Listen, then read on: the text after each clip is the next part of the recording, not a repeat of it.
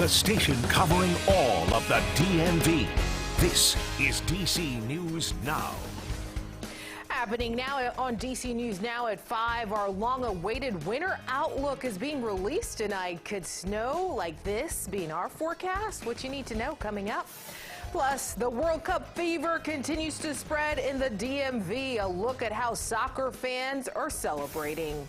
And we're stretching your dollar with the holiday right around the corner. DC News Now has you covered on what you can expect to spend and save this holiday season. Good evening. Thank you so much for joining us for DC News Now at 5. It's Monday, November 21st. I'm Annalisa Gale filling in for Mark Hall. Let's head over now to meteorologist Scott Sumner. Scott, the good thing today, we saw some sunshine. Absolutely tons of it out there, albeit a chilled sunshine, Annalisa, outside. As a matter of fact, you can see the beautiful live camera shot here of the National Cathedral, and it's 45 degrees. We've got clear skies, obviously, as you can see visually by this particular image, and we're going to continue to have those clear skies overnight tonight. It was a little bit breezy today. I did mention it over the weekend that we could see some winds, but really overall the winds aren't too bad, and that's helped to play a role in the fact that the wind chill has not been that great as opposed to what we saw over the weekend, and especially on Sunday. Boy, it was brutal in places. Some of our weather watchers called in with wind chills down around 0. Yeah, stuff we don't want to be dealing with. But no, the winds are okay. There's no really much of a wind chill to that extreme anyway. And you can see our satellite and radar picture showing lots of clear skies across the entire viewing area. And if you're wondering about this particular front, is this going to bring us a chance of some showers? Well, as you can see, right now it's pretty much bone dry, even void of many clouds. So that is going to move through pretty much fanfare and fan-free with no particular weather scenario unfolding here with regards to precipitation. Now, if you plan the rest of your afternoon and evening, as you see your hour-by-hour forecast, we've got pretty much clear skies here. Temperatures will fall rapidly after the sun sets, which is pretty much now.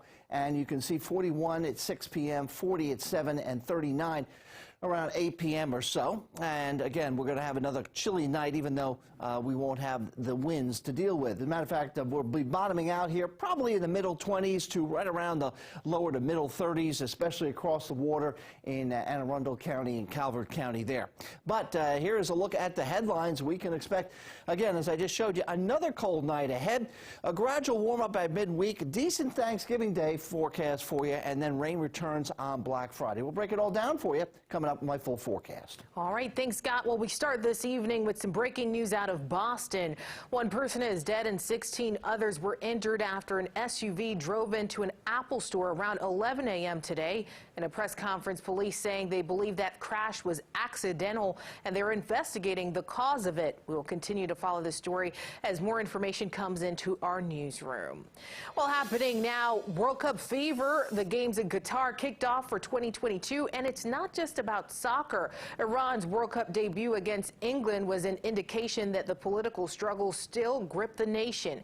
Iranian women are barred from things like watching men's soccer games, even at their homes.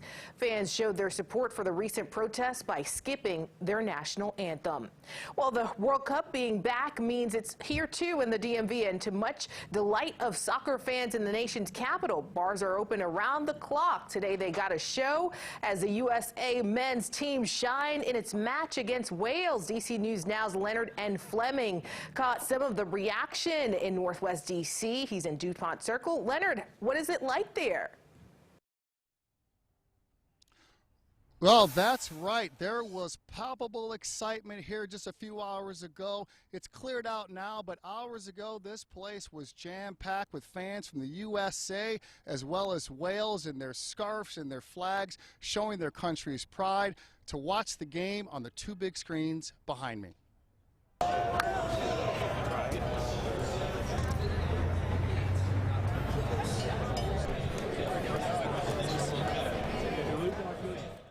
On their scarves, they wore their country's spirit on their scarves, their shoes, and yes, their flags. The afternoon match between the U.S. men's team and Wales was a friendly affair in the heart of DuPont Circle. While others chose the comfy confines of bars to watch the game, Many fans crammed into the circle to catch it during the daylight, and sponsored by DC Events and the Welsh government.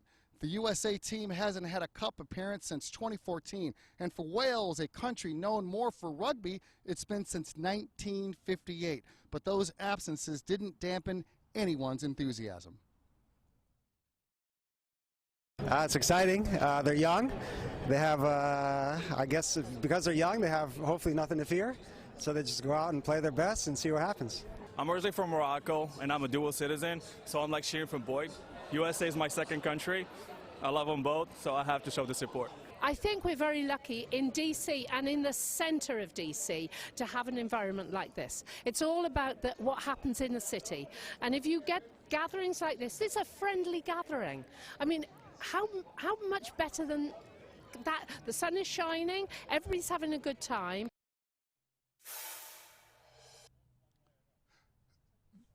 The men's team struck first, and then Wales scored a goal, and the game ended up tied. But listen, there'll be plenty of time to watch World Cup soccer for 28 days or so. Bars will be filled to capacity, expected to accommodate fans to watch games all around the world from countries all around the world. Live in DuPont Circle, Leonard N. Fleming, DC News Now. All right, Leonard, we'll be watching. Well, now to an update tonight on the Virginia mother who was charged with murder in October after her 4-year-old son overdosed on THC gummies. The mother, Dorothy Clements, has now been denied bond.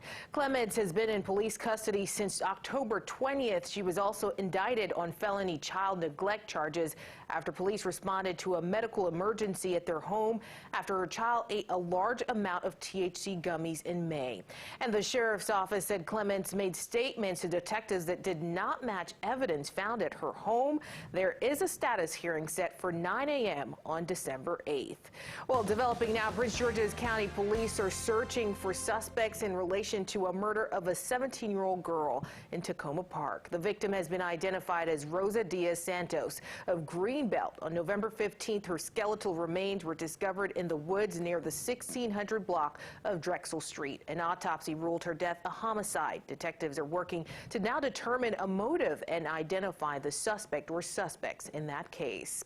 Well, new tonight, mobile sports betting will be available for Marylanders Wednesday with just 2 more days. DC News Now's reporter Katie Reese spoke with people on both sides of the betting fence. Hey, Katie. Hey, Annalisa, good evening. Now, I spoke with some people who love it and some people who absolutely don't. Now, there's a lot of excitement around the accessibility, but some people are concerned with the addictive behaviors that it could bring. It's extremely convenient for me. But it's just asking people to be reasonable and responsible, and that can be tough to do sometimes. Starting Wednesday, Maryland sports bettors will be able to place their bets on mobile devices, making the practice more accessible than ever. I would definitely invest monetarily into it because it's a big market right about now. I think it's cool. I think, you should always be able to do whatever you want on your phone. Everything else you can do on your phone, so definitely.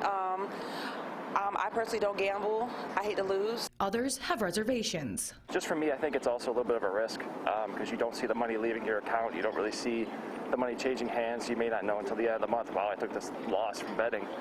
So it's asking a lot of people to be very reasonable and responsible for something that can be a little tough to do.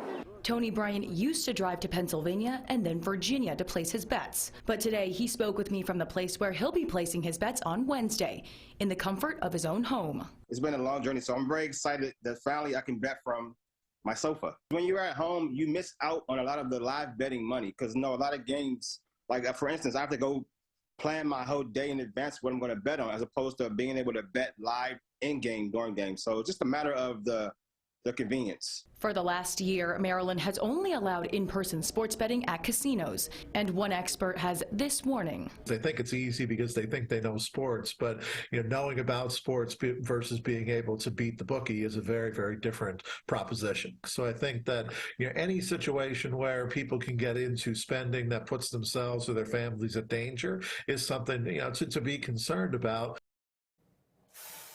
So there's currently a test period on several devices and several apps to test that sports betting before it goes live on Wednesday. In the studio, Katie Ree, DC News Now. All right, thanks, Katie. Well, it's the holiday season, and And at the White House, President Biden carried out a nearly 80-year-old tradition, the annual turkey pardon. Meet chocolate there, chocolate and chip. This year's National Thanksgiving turkeys. The birds hatched in July in Monroe, North Carolina, according to the National Turkey Federation. They checked into the Willard Hotel near the White House on Saturday night. Look at this. God love you. Now, this is chocolate, right? It is. Chocolate, you are pardoned. You are pardoned. You said you had to tell me that? Yeah, you are. Yeah, I'm serious. The burst of holiday spirit follows a busy weekend for the president and his family after a month of campaigning and a wedding at the White House for his granddaughter. Biden did name chocolate, with the winner being Chip, as his backup, saying this is a special time in the greatest nation on earth. Chocolate chip ice cream is President Biden's favorite flavor of ice cream. The birds will live out their lives on the campus of North Carolina State University. Well, it's a deal that could go off the rails as the U.S. is closer to a rail strike that could paralyze the economy if a resolution isn't reached soon. Americans could see a strike in 2 weeks. Washington correspondent Basil John reports as the government and unions try to reach an agreement now. Good evening. Time is ticking toward a December 8th deadline to avoid a major strike after another of the nation's largest railroad unions narrowly shot down a contract proposal backed by the White House. It was a very close vote. That's how Transportation Union President Jeremy Ferguson described the most recent effort to approve a deal for railroad workers. The message is clear that, we have a membership that is divided on this issue. Rail workers have spent months negotiating for better working conditions, higher wages, increased sick pay, and more flexible schedules. These are tough, demanding jobs, and the railroads have made them even tougher. BLET National President Dennis Pierce says his union voted to ratify their contract. But if one union strikes, all rail unions will strike with them. The unions can obviously strike, but the railroads can obviously lock the employees out to motivate Congress. They've done it before. That would trigger a national rail shutdown just before the holiday shopping season that damages the economy. We cannot afford to have a work stoppage in this country. President Joe Biden says the White House is keeping an eye on the situation. An Association of American Railroad CEO Ian Jeffries says he is still pushing for an agreement. A negotiated positive outcome with each of our 12 unions is the goal. Jeffries says the negotiations could take twists and turns, and Congress could get involved if an agreement isn't reached. Reporting in Washington, I'm Basil John. New at 5, a COVID-19 vaccination milestone has been reached in the state of Maryland. In an announcement with the Maryland Department of Health, Governor Larry Hogan announcing that over 1 million booster shots have been administered in Maryland since September. Hogan praised the state's GoVax ambassadors who help spread the word and get others vaccinated against the virus.